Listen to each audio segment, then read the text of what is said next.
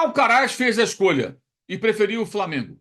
À última hora, o clube carioca teve que duelar contra um adversário italiano para conseguir efetivar a contratação do jogador, que já tem, inclusive, horário previsto para desembarque no Rio de Janeiro.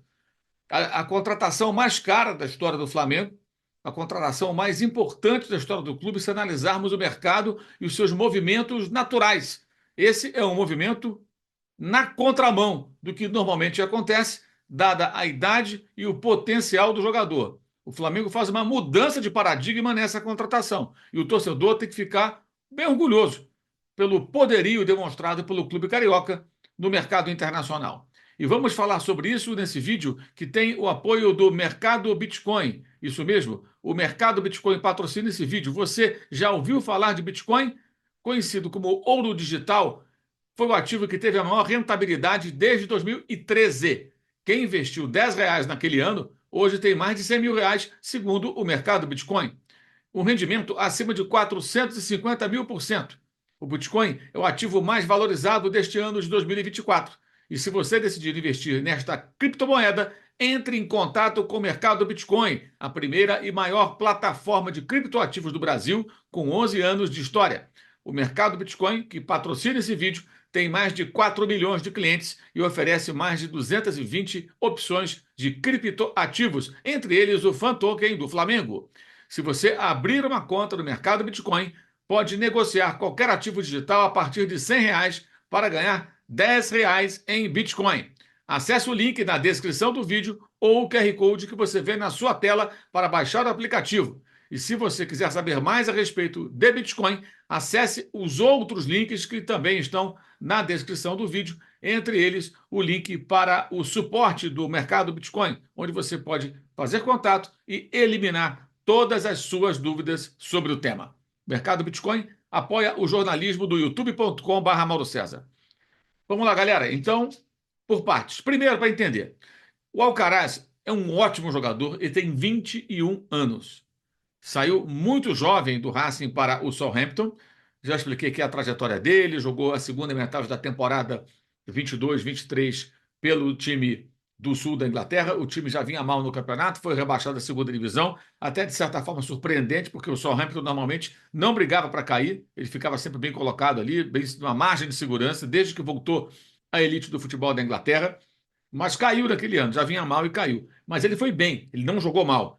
Tanto que, durante a temporada seguinte, quando a equipe inglesa disputava a Championship, a segunda divisão do país, a Juventus de Turim, um gigante italiano, o contratou por empréstimo. Foi aí que a coisa ficou um pouco ruim para ele no clube, porque o técnico do Southampton contava com o Alcaraz para subir, para voltar à Premier League. E ele insistiu em jogar na Itália. Natural, né? Você está na segunda divisão da Inglaterra, pode jogar em um dos maiores times da Europa, um dos maiores da Itália, o maior campeão italiano. Normal você querer fazer a transferência. Aí o técnico Martin Russell ficou um pouco zangado. Ele jogou lá 6 meses, não foi mal, mas também não brilhou intensamente. Foi um período curto. A Inter dominando o futebol italiano, ganhando o campeonato na temporada. E ele volta para o Southampton, até porque o valor da, da aquisição do jogador para os italianos era de 40 e tantos milhões de euros. Então a Juventus não fez essa opção de compra, mudando também de técnico, né, na virada da temporada, a equipe de Turim, e ele voltou. Ele voltou para o final da fila, da reserva, tendo que recuperar espaço. E aí surge interesse do Flamengo e da Lazio. E da Lazio. Eu vou explicar para vocês então a situação. Estou contando isso de novo, gente, para você entender o seguinte: o jogador é bom, é muito bom e muito promissor. A situação que o colocou digamos, numa prateleira como negociável no Southampton é muito em função desse cenário que eu estou explicando, a saída dele e a volta, tá? Mas não é que ele foi mal lá, que ele fracassou. Não embarque nessa bobagem, é mentira, não é verdade. Aliás, eu recomendo o vídeo da análise feita pelo Vitor, nosso amigo Falso 9, sobre o Alcaraz. O link está aqui na descrição do vídeo, tá? Ali ele explica qual o perfil do jogador, como ele joga. Como eu tenho dito aqui, ele não é um substituto do Arrascaeta, também não é um primeiro volante.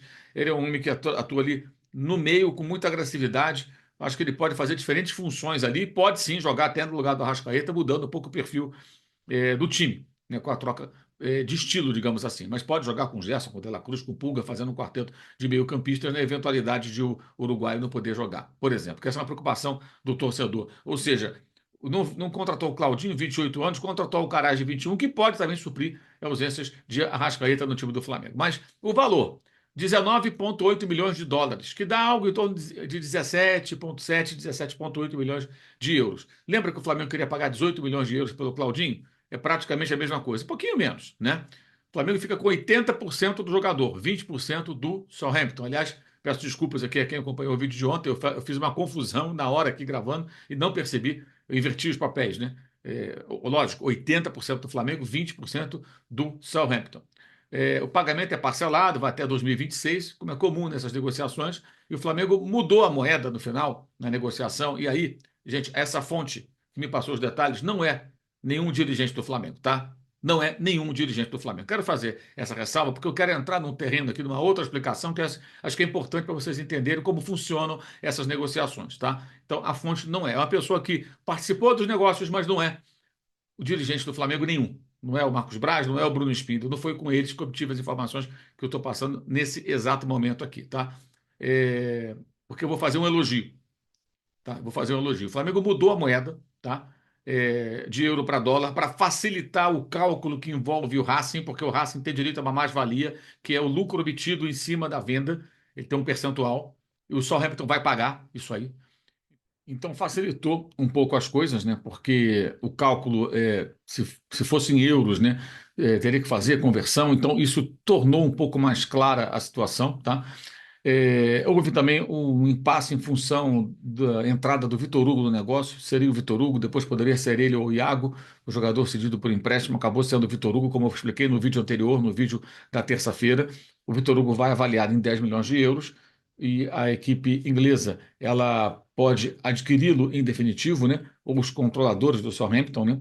Melhor dizendo, por 6 milhões de euros, 60%, ou 8 milhões de euros, 80%. Ele deve ser emprestado ao time do Gozek da Turquia, da primeira divisão turca, que é do mesmo grupo que controla a equipe inglesa, tá? Como aconteceu com o Juan do São Paulo, vendido também, e que fez esse mesmo roteiro, tá? Então o negócio deu uma travada a uma certa hora. Ficou complicado nos últimos dias. E aí o Flamengo conseguiu negociar, de certa forma, até o valor caiu um pouco, cerca de um bilhão de dólares menos no meio dessa negociação. O Flamengo foi bem, tá? Segundo eu apurei.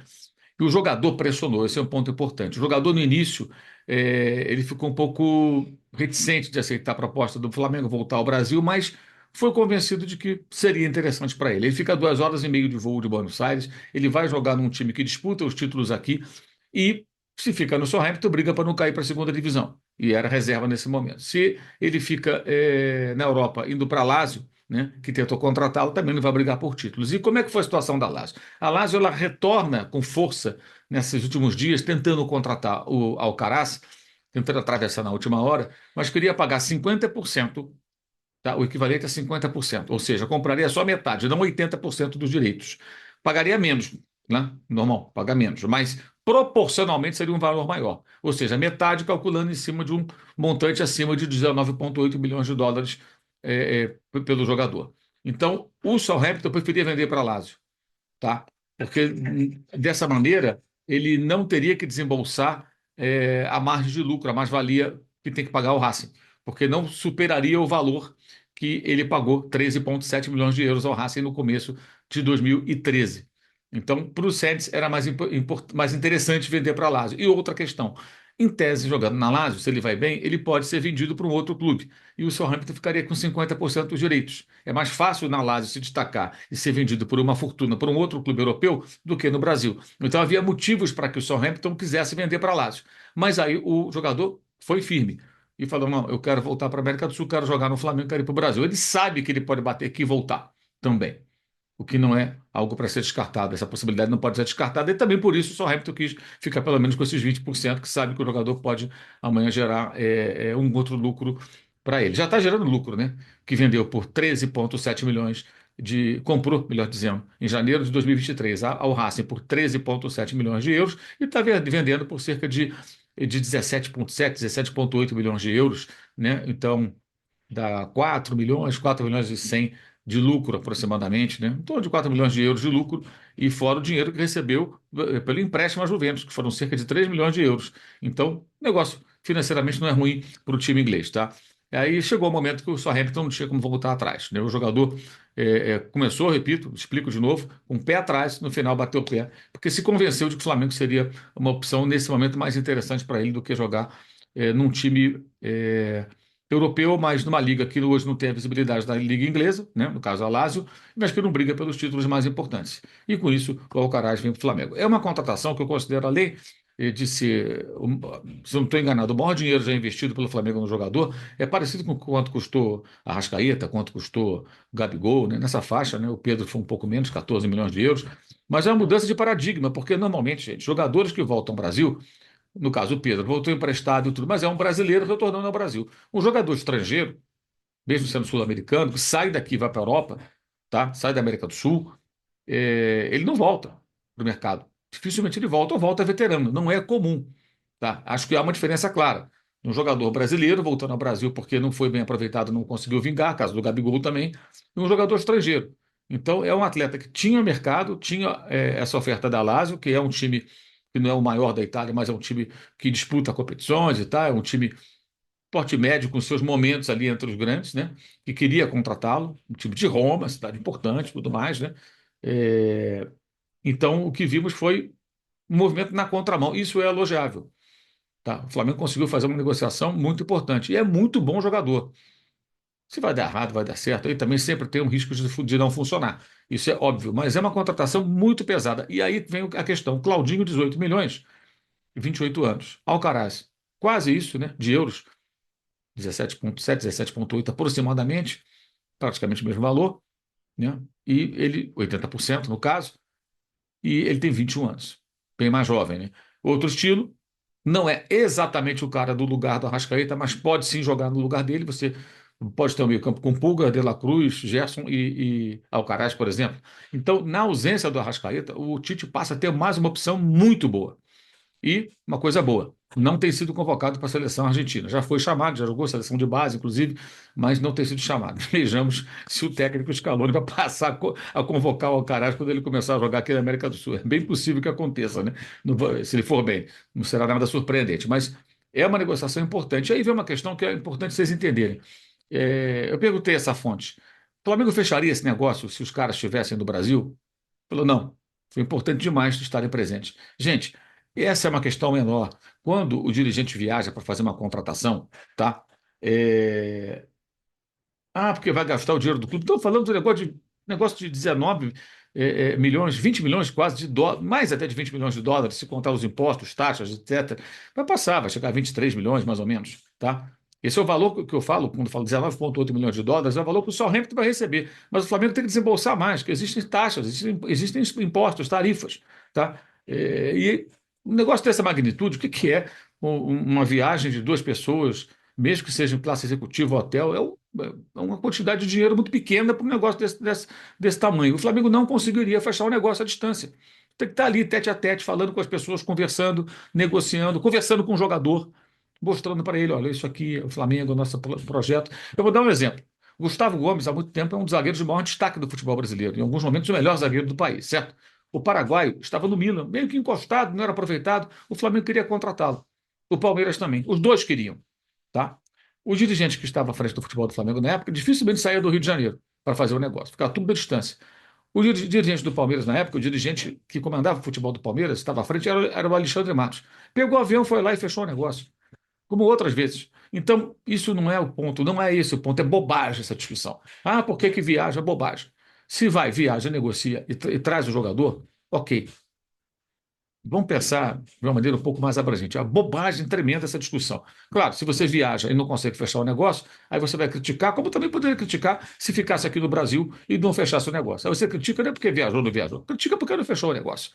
Então, é um pensamento um pouco pueril até, né? Das críticas a esse tipo de coisa. E eu repito, a fonte não é nenhum dirigente do Flamengo, as informações, os detalhes da negociação eu obtive com outra fonte, e é importante o torcedor entender um pouco isso também, porque, convenhamos, estamos falando de uma negociação de muito dinheiro e uma grande contratação do Flamengo. O Alcaraz desembarca no Rio de Janeiro, nessa quinta-feira. O Alcaraz tem o desembarque previsto para 17h55 no aeroporto do Galeão, no Rio de Janeiro, nessa quinta-feira, e será de fato um importante reforço do Flamengo para essa temporada de 2024. Esse vídeo tem o patrocínio do mercado Bitcoin. Você pode saber tudo sobre Bitcoin acessando o link na descrição do vídeo para o suporte e lendo também o que é oferecido nos outros links, e você tem a possibilidade de adquirir essa criptomoeda com o mercado Bitcoin com 11 anos de experiência no mercado de criptoativos, ok? O mercado Bitcoin apoia o jornalismo do youtube.com.br Mauro César. Bem, quarta-feira, dia de Flamengo e Bahia, Bahia e Flamengo na Fonte Nova, Salvador, Copa do Brasil, e tem live depois do jogo, e eu conto com a audiência de vocês aqui um pouco antes da meia-noite, chegaremos para conversar sobre esse jogo da Copa do Brasil, tá? Também quero convidar você a participar do Clube de Vantagens da S1 Live. Clube de Vantagens da S1 Live. Concorra a bolões e sorteios de camisas oficiais por apenas R$ 9,90 por mês. Participe do Clube de Vantagens da S1 Live. Você pode concorrer toda segunda-feira a uma camisa oficial do time da seleção que você escolher após o final, né? Na área, que é a live da qual participo às segundas e quintas às 11 da manhã. Excepcionalmente, nessa semana, o Na Área será na sexta-feira e não na quinta. Sexta-feira às 11 da manhã, excepcionalmente. Tá legal? Mas é sempre, usualmente, segunda e quinta. E ao final da edição de segunda-feira, tem sempre esse sorteio. Participe também, além de participar do Clube de Vantagens da S1 Live, faça inscrição no canal S1 Live no YouTube. Todo dia tem muito conteúdo para você. Também destacando aqui os links na descrição do vídeo para o canal de cortes, clube de membros, curso online de jornalismo esportivo, blog do Mauro César do Mauro Esporte e o Uso 360. Olha a promoção do mês de agosto que está na sua tela para você não pagar o frete. Dura até o final do mês, ou seja, até sábado. Aproveite. Tem muita coisa legal lá no Uso 360 e o cupom Mauro te dá um desconto também. É isso. Saudações.